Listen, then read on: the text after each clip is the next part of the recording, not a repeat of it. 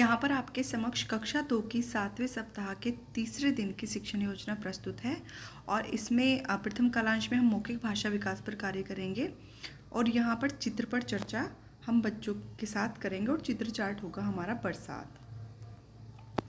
सबसे पहले हम अपनी कक्षा का सौहार्दपूर्ण वातावरण बनाने के लिए बच्चों को कोई भी स्थानीय कविता सुनाएंगे और फिर सभी बच्चों को हम बिठा लेंगे।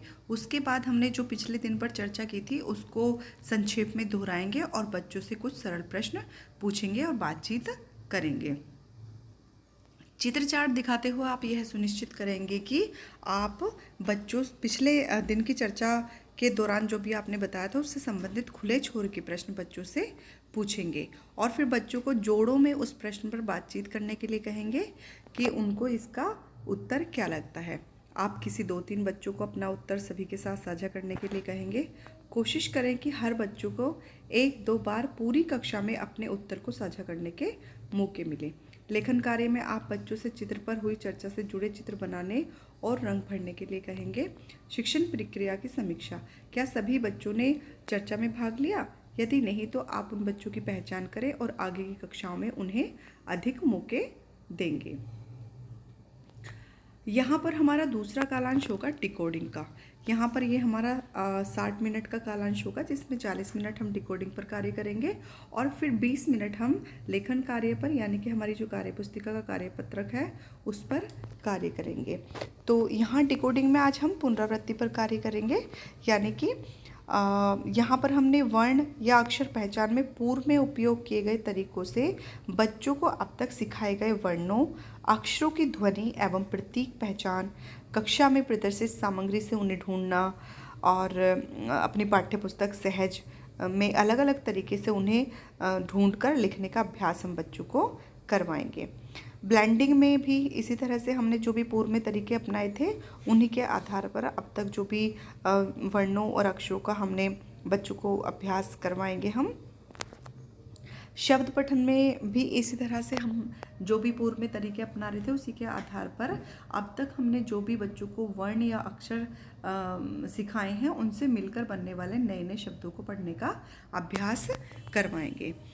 लेखन कार्य में हम कार्यपुस्तिका के पाठ 45 पर कार्य करने को कहेंगे और आवश्यकता के अनुसार उनकी सहायता करेंगे। क्या सभी बच्चों ने शिक्षण प्रक्रिया में प्रतिभाग किया और कार्यपुस्तिका का कार्य पूरी तरह से किया? जिन बच्चों को परेशानी हो रही है उनकी पहचान करेंगे और उनसे बातचीत करें, सहायता करें और कार्य करने के लिए उन्हें प्रोत्साहन दें। जब तीसरे कालांश की हम बात करेंगे तो ये हमारा 20 मिनट का कालांश होगा और इसमें हम पठन पर कार्य करेंगे।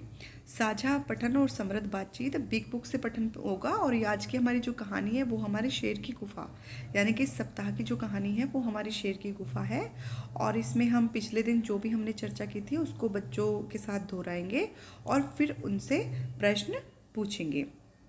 उसके बाद हम बच्चों को अपने साथ पढ़ने के लिए कहेंगे यानी कि साझा पठन करेंगे और पढ़ने के दौरान आप उन जगहों पर रुकेंगे जहां बच्चे कहानी या चित्रों के आधार पर खुद से कुछ शब्द जोड़ सके। फिर आप मौखिक अभिव्यक्ति के आधार पर बच्चों से जुड़े प्रश्नों से करेंगे, जैसे ये कहानी आपको क्यों अच्छी लगी, कहानी से क्या अच्छा लगा आदि। शिक्षण प्रक्रिया में आप देखेंगे कि क्या सभी बच्चे पढ़ पा रहे हैं, एक साथ पढ़ रहे हैं या नहीं। ये हमारा कार्यपत्रक होगा। दूसरे कालांश में जब हम कार्यपुस्तिका पर कार्य करेंगे तो इस तरह का हमारा पत्रक होगा ये पुनरावृत्ति का। जैसे कि यहाँ पर क में ई की मात्रा लगाई तो क, की, ब, बी, ल, ली, इस तरह से बच्चा इनको लिखकर उच्चारित करेगा। ग्रिड से शब्द बनाकर लिखें। यहाँ पर ग्रिड में से बच्चा शब्द बनाएगा। पढ़ें, यहाँ पर बच्चा इन शब्दों को पढ़ेंगे और फिर सुनकर लिखे। इस तरह से हम इस कार्यपत्रक को पूर्ण करेंगे और इस कार्यपत्रक को आप डिस्क्रिप्शन से जाकर डाउनलोड कर सकते हैं।